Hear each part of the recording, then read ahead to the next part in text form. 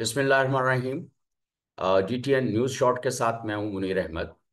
आज बात करनी है PTI का जो 8 सितंबर का जलसा है संजानी इस्लामाबाद में, उसके हवाले से। बिलाखिर जलसा हुआ और कई दफ़ा मुलतवी होने के बाद जलसा हुआ। लेकिन दोनों के लिए ये बड़ा चैलेंज था, PTI के लिए भी और हुकूमत के लिए भी। PTI के लिए ये चैलेंज इस तरह से था कि बहुत दफ़ा मुलतवी करने के बाद उन्होंने ये जलसा मुनक्किद किया, तो वो क्या अपनी स्ट्रेंथ दिखा सकेंगे या नहीं दिखा सकेंगे। ये बुनियादी चैलेंज तो PTI के लिए था। और दूसरा जो सबसे अहम चैलेंज था वो हुकूमत के लिए था कि क्या वो PTI की क़यादत जो हर दफ़ा बात करके मुकर जाती है, वादा करके मुकर जाती है, क्या वो उसको कर्टेल कर पाएंगे संजानी के उस जगह तक जिसकी उनको इजाज़त दी गई है डिस्ट्रिक्ट मैनेजमेंट की तरफ से। तो ये एक सबसे अहम सवाल था और उसके लिए उन्होंने क्या किया कि इस्लामाबाद को आने वाले 29 रास्ते बंद कर दिए। सारी ज़िंदगी इस्लामाबाद में गुजारने के बाद मालूम हुआ कि इस्लामाबाद को आने वाले 29 रास्ते हैं और जहां से आप इस्लामाबाद के अंदर दाखिल हो सकते हैं, वो सब के सब बंद कर दिए गए। और दूसरी तरफ सारे बुलंद बांग दावों के बावजूद PTI जो है वो बहुत ज्यादा लोग इकट्ठे नहीं कर पाई। हालांकि संजानी जो है वो एक ऐसी जगह पर है जहां पर GT रोड भी उसको लगती है और मुख्तलिफ तरफ से अतराफ से लोग जो हैं उसके अंदर आ सकते हैं। लेकिन ये एक जो उनके लिए चैलेंज था, वो लगता है कि उस तरह से PTI अपने आप को, अपनी स्ट्रेंथ को शो नहीं कर पाई। ज़्यादातर लोग जो हैं, जो एनालिस्ट हैं, यानी शाहिदीन हैं, उनके ख्याल में उस जगह के अंदर 12-14 हज़ार से ज़्यादा लोग नहीं आ सकते। और वो भी जलसे के अंदर बहुत सारी जगह ऐसी खाली पड़ी हुई थी। शायद इसकी बुनियाद के ऊपर ये अंदाज़ा लगाया जा सकता है कि 10-12 हज़ार से ज्यादा लोग नहीं होंगे। ये तो एक बात थी।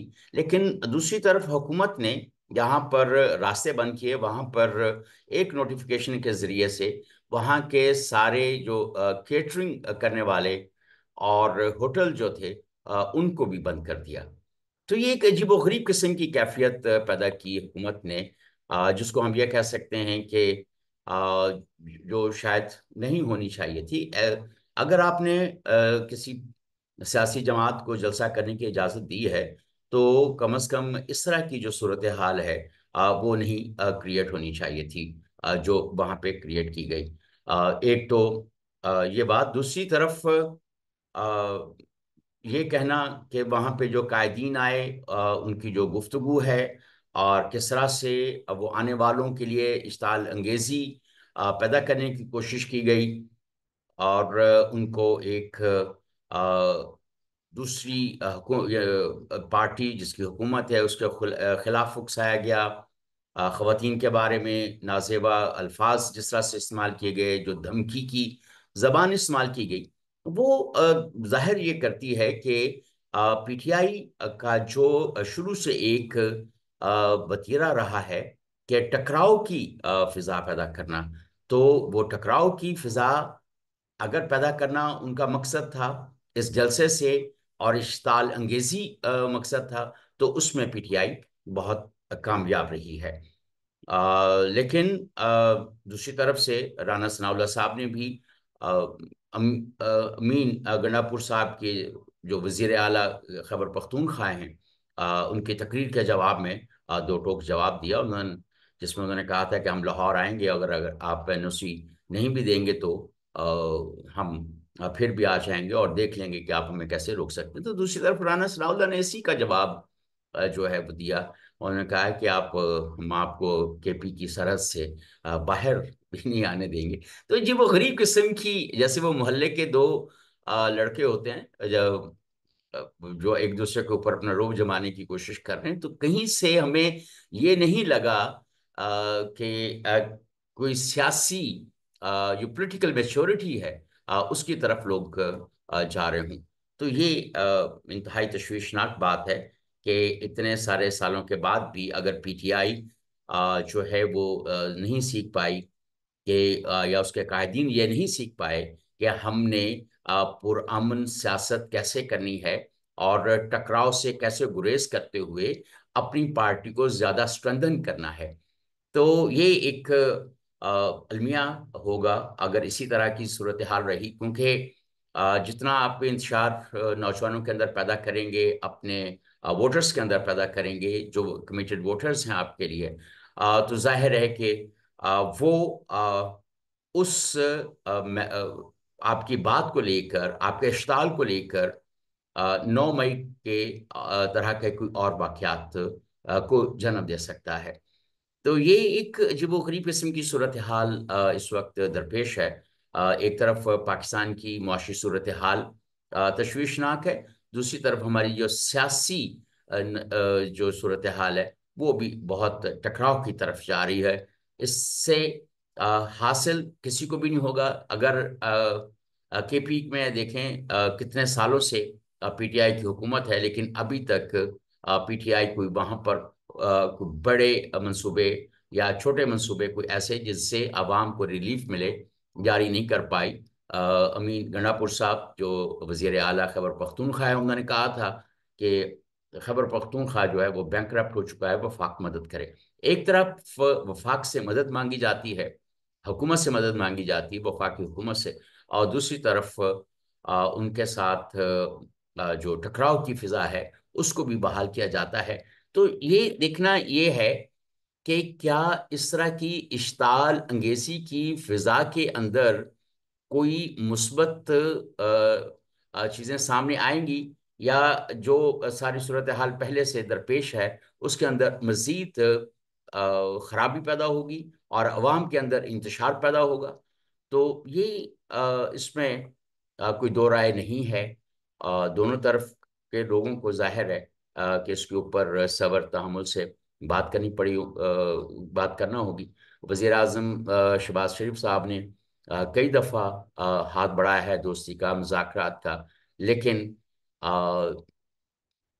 پی ٹی آئی کی طرف سے، خاص طور پہ ان کے بانی پی ٹی آئی جو ہیں تحریک انصاف، ان کی طرف سے کوئی مثبت جواب نہیں آیا، بلکہ وہ ہمیشہ جو ہے وہ یونیفارم کی طرف، صدر کی طرف یعنی راولپنڈی کی طرف دیکھتے ہیں اور کہتے ہیں کہ اسٹیبلشمنٹ سے بات ہوگی، اور اسٹیبلشمنٹ کے بغیر، حالانکہ ان کو میرا خیال ہے کہ جو سیاسی قوتیں ہیں اب اتنی بالادگی ہونی چاہیے کہ سیاسی قوتوں کے ساتھ ہم نے بات کرنی ہے اور ان کو اپنے ساتھ لے کے چلنا ہے اور ان کے ساتھ چلنا ہے. ٹھیک ہے، 2018 میں آپ اسٹیبلشمنٹ کی مدد سے جس طرح سے آپ آئے وہ سب کے سامنے ہے، اور اسی کی، لیکن اب جب دوسروں نے وہی راستہ اختیار کیا، اب 8 فروری کے جو انتخابات ہیں اس سال جو ہوئے 2024 میں، اس میں اب اسی طرح کی صورتحال کو وہ چیلنج کر رہے ہیں. فارم 45 اور فارم 47 کی جو ایک ڈفرنس ہے ان کے خیال میں، اس کو لے کے وہ اپنی بہت ساری سیٹیں کلیم کریں. لیکن دوسری طرف اگر ہم دیکھیں کہ 3 سال 10 مہینوں کی حکومت میں پی ٹی آئی کو جس طرح سے مینڈیٹ ملا تھا اور جس طرح سے اسٹیبلشمنٹ ان کے ساتھ تھی، توقع یہ کی جا رہی تھی کہ پی ٹی آئی کوئی کافی اپنے منصوبوں کے ساتھ اور اپنی فورن پالیسی کے ساتھ لیکن آئے گی، لیکن کوئی ہمیں ایسی صورتحال نظر نہیں آئی. فورن پالیسی ہماری بہت کمزور رہی، ہماری معاشی صورتحال بہت کمزور رہی. آئی ایم ایف کو دوبارہ ہم اپنے گھر کے اندر لے آئے. قرضوں میں جتنے قرضے پی ٹی آئی نے 3 سال 10 مہینوں میں لیے، اتنے قرضے پورے 70 سال میں نہیں لیا گیا. ان کا اعتراف ان کے اپنے وزیر خزانہ شوکت ترین نے بھی کیا. تو اب لیکن قرضوں آپ نے لیے، ظاہر ہے کہ کچھ قرضے آپ نے جو قرض واجب تھے ہمارے اوپر وہ بھی آپ نے ادا کیے ہوں گے، لیکن بہت سارا پیسہ جو ہے وہ کہیں لگا ہوا نظر نہیں آیا. وہ پیسہ کہاں گیا؟ اور اس کے چلو یہ بات ایک طرف کہ آپ پیسہ نہیں لگا پائے اور قرضے لے کر ان کا آپ سے جواب بھی نہیں دے پائے، شوکت ترین صاحب بھی جواب نہیں دے پائے. दूसरी तरफ आपकी अपनी हुकूमत के अंदर करप्शन के कितने सारे मामलात जो हैं वो सामने आए, कितने स्कैंडल सामने आए। आटा माफिया, शुगर माफिया और प्रॉपर्टी माफिया, और किस तरह से रिंग रोड और कौन कौन सी सूरत हाल, तो शाखाना के केसेस जो हैं वो सबके सामने हैं। 190 मिलियन पाउंड का केस सबके सामने है।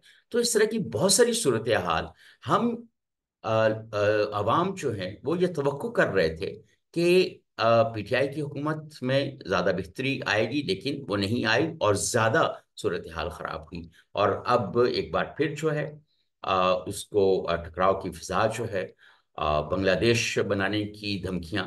तो मेरा ख्याल है कि इंसाफ, तहरीक इंसाफ के नौजवानों के अंदर भी शायद इतनी ज़्यादा तादाद जो है वो इस हक में नहीं है। और दूसरी तरफ न सिर्फ हुकूमत अपना पूरी बास्तीनें ऊपर करके बैठी है, लेकिन उनके साथ इस्टेब्लिशमेंट जो है वो भी किसी और अनारकी की तरफ पीटीआई को जाने नहीं देगी। और उनके अज़ाइम, और उस दूसरी तरफ जो उनके पीटीआई के मुर्शद थे जनरल फैज़, और उनके साथ जो इस वक्त सूरत हाल है, अब वो कोर्ट मार्शल का प्रोसेस जो है वो उनके खिलाफ चल रहा है, और उनके साथ जो दूसरे लोग हैं, तो नहीं लगता कि पीटीआई जो है एक बार फिर उस तरह का एक कोलैबोरेशन डेवलप कर पाएगी इस्टेब्लिशमेंट के साथ। तो ऐसी सूरत हाल के अंदर सियासी मुफाहमत, सियासी मुज़ाकरात और एक दूसरे की स्पेस को इंक्रोच ना करने का तहिया करते हुए आपको आगे बढ़ना पड़ेगा। और जितनी भी सियासी कुव्वतें हैं उनको अपनी अपनी सियासी अमलदारी के जरिए से ये साबित करना पड़ेगा कि वो अवाम के लिए बेहतरीन है, ताकि उनको उनके जो वोटर्स हैं या दूसरे लोग जो हैं वो वोट करें, और एक शफाफ तरीके के साथ, बगैर किसी कुनाइबंस के, बगैर किसी अलायंस के पार्टीज जो हैं अपना इलेक्शन लड़ें, और पाकिस्तान के अवाम के सामने आकर अपने जो मैंडेट है उसके ऊपर काम करें। बहुत शुक्रिया।